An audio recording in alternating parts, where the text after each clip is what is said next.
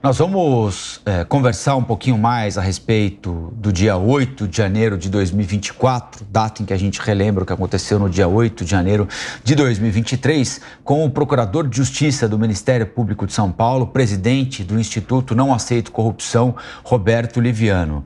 Promotor, bom dia, obrigado pela entrevista. Eu queria saber do senhor o seguinte: um ano depois, o Brasil reagiu bem ao 8 de janeiro de 2023? Bom dia, Rafael. Bom dia, Lívia. É uma honra conversar com vocês.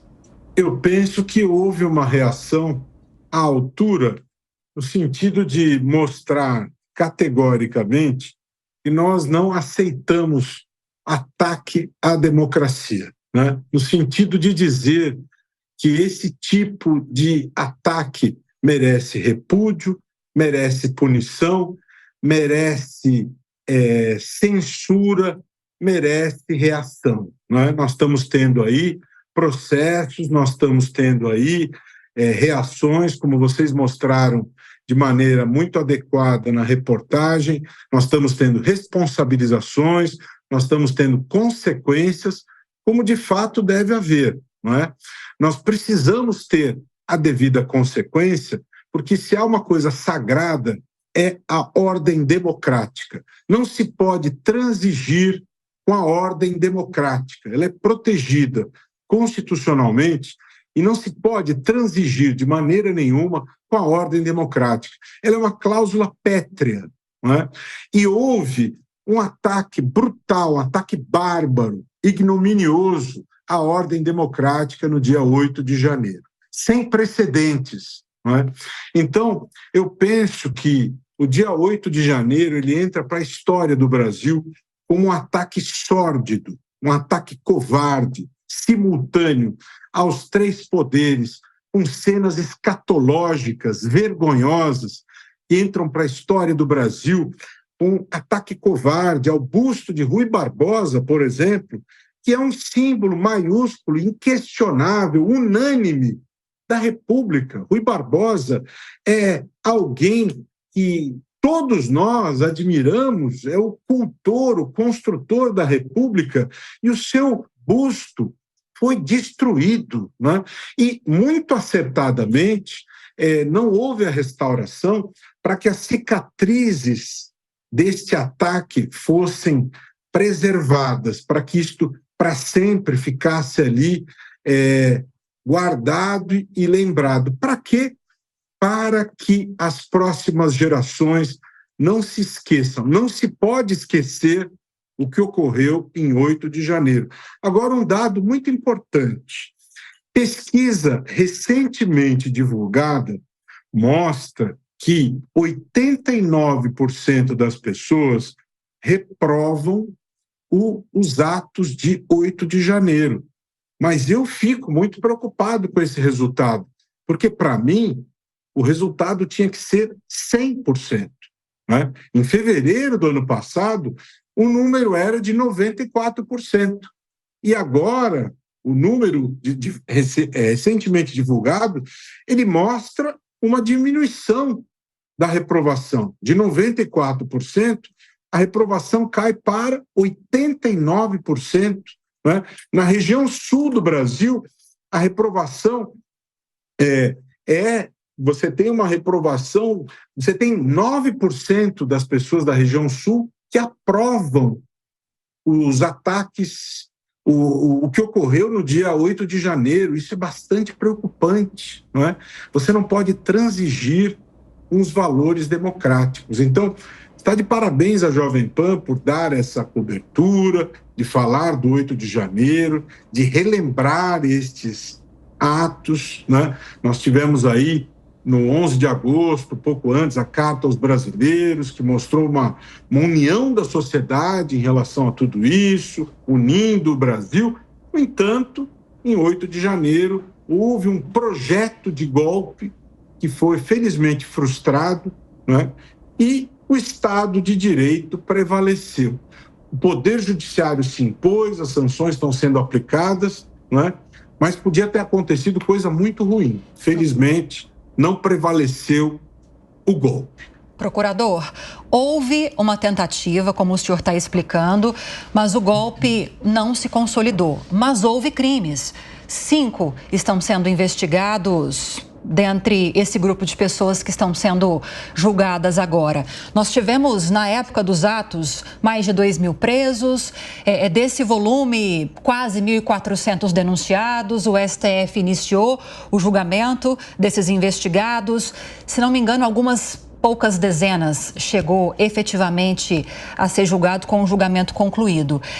Houve na época em que os atos aconteceram, muitos juristas se manifestando, dizendo que era necessário que houvesse uma punição exemplar para esses envolvidos. Estamos testemunhando uma punição exemplar para essas pessoas? Veja, a missão do Supremo Tribunal Federal é uma missão bastante complexa, não é? Porque nós não estamos diante de um fato corriqueiro, né? Qual é a missão do Supremo Tribunal Federal? Ele existe para ser o guardião da Constituição. No dia a dia, ele examina ações diretas de inconstitucionalidade, ele julga os recursos extraordinários e, de repente, de um momento para o outro, teve que examinar um assunto dessa complexidade, com uma gama gigantesca de pessoas que estão sendo responsabilizadas. Não é uma missão fácil, mas, a meu ver, o Supremo Tribunal Federal está se conduzindo da maneira como deveria, né? Não é um trabalho fácil, mas estão sendo promovidas as responsabilidades, está se trabalhando no sentido de serem aplicadas as penas, os processos estão avançando, está se caminhando, né? As pessoas têm os seus apontamentos, óbvio que quem é acusado tem a sua reação e, para isso, existe o exercício do direito de defesa, os advogados têm que apontar os seus argumentos, né? E existe aí o pleno do Supremo Tribunal Federal para que haja o posicionamento final, mas, a meu ver, o Supremo Tribunal Federal está cumprindo o seu papel de distribuição da justiça em relação a isso. É extremamente importante que isso aconteça e o seu papel está sendo cumprido no sentido de garantir a ordem democrática, o respeito à ordem democrática, que é um valor absolutamente crucial, porque no dia 8 de outubro houve um ataque simultâneo aos 3 poderes. E um outro dado relevante que não se fala muito, mas que ocorreu também naquele dia, houve espancamento a mais de 40 jornalistas, além de destruição de bens, subtração de bens, invasão aos 3 poderes, mas também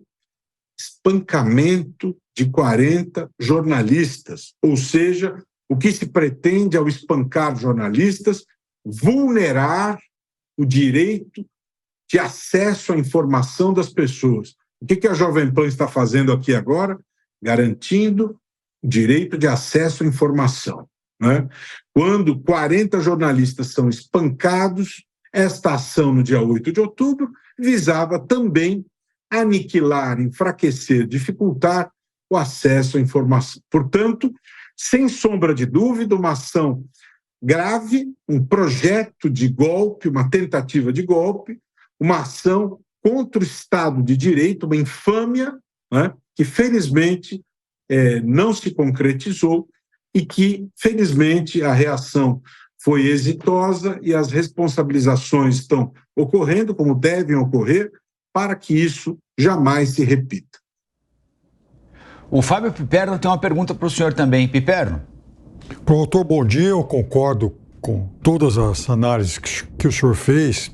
E hoje, essa nova fase da Operação Lesa Pátria, ela também mostra, ao se ampliar para 11 estados, a capilaridade dessa rede de financiadores. Então, num primeiro momento, foram condenados, digamos, os magrinhos dessa tentativa de golpe, dessa intentona. Agora a operação vai chegando aos financiadores, um escalão mais acima.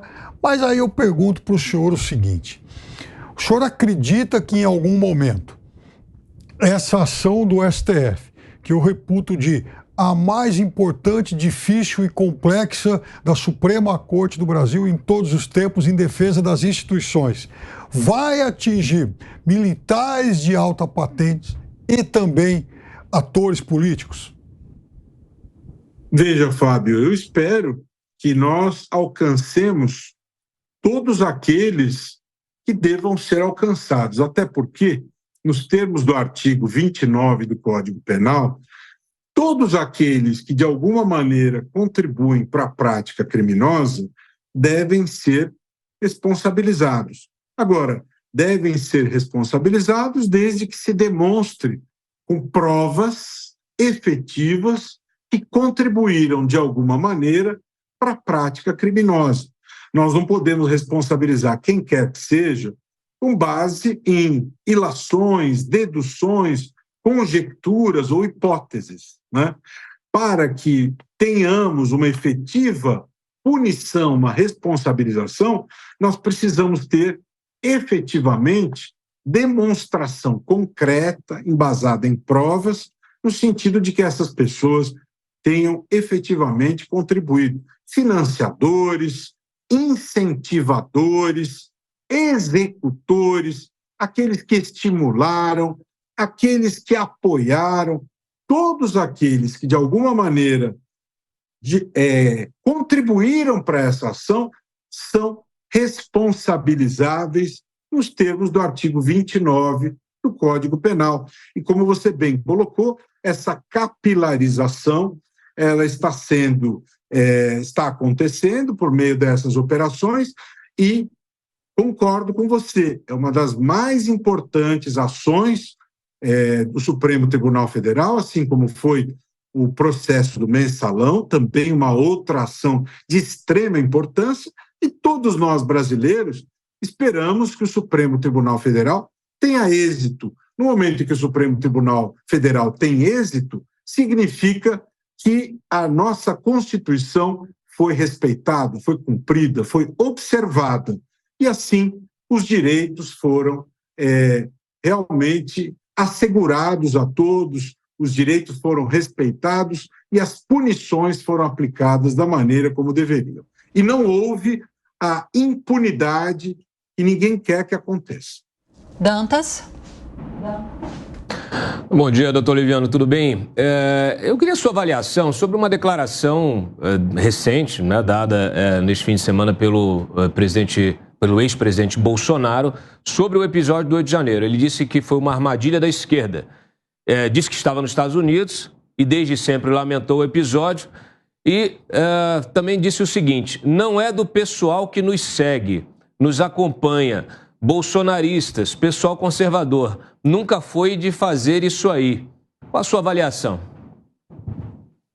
Olha, Dantas, o que eu posso dizer a respeito dessa declaração é que nós vivemos um tempo, Dantas, das narrativas, né? Nós vivemos a era das narrativas e as narrativas elas acabaram substituindo as verdades, né? Vivemos, na verdade, uma guerra de narrativas, né? E dentre tantas narrativas que estão se conflitando, é muito difícil você encontrar as verdades, não é? Essa pesquisa a qual eu me referi há pouco, em que, segundo as suas conclusões, 89% das pessoas reprovam os ataques do 8 de janeiro, essa pesquisa também se debruça sobre a ligação desses ataques ao ex-presidente Bolsonaro. E segundo a percepção da sociedade, metade da população brasileira, praticamente, estabelece um nexo de causalidade, uma ligação destes atos ao ex-presidente Bolsonaro. Isso é algo que deflui do senso da sociedade. A população entende que esses atos estão ligados ao ex-presidente Bolsonaro, a pessoas ligadas ao ex-presidente Bolsonaro. Essa é a percepção da sociedade. Agora, o ex-presidente Bolsonaro, que foi declarado inelegível por 8 anos, ele pode dizer aquilo que ele bem quiser. Ele tem liberdade de declaração daquilo que ele bem quiser para construir a narrativa que lhe convier. Isso é um direito dele. Ele pode dizer aquilo que ele bem quiser, assim como ele pôde fazer aquilo que ele bem quis para não entregar a faixa presidencial. Ele saiu do Brasil dias antes e todo mundo sabe aquilo que ocorreu. As pessoas são livres para as escolhas, como disse o poeta Pablo Neruda, somos livres para as escolhas e prisioneiros das consequências. Todos nós somos livres para fazermos nossas escolhas e reféns das consequências. Ele pode dizer aquilo que ele bem quiser e ele será prisioneiro das consequências dessas declarações. Ele pode dizer aquilo que ele bem quiser. Agora, a percepção das pessoas em relação ao que ele diz é essa percepção, não é? Todo o Brasil viu aquilo que ocorreu, todo mundo tem as suas percepções em relação àquilo que se passou e muita gente pensa que esses atos podem ter ligação em relação a seus seguidores. Eu não sou dono da verdade, eu não vou fazer julgamentos, cada um tem direito a fazer os seus julgamentos. Eu não estava lá e eu não vou fazer afirmações. Está ligado a ele, não está ligado a ele, cada um que faça as suas apreciações.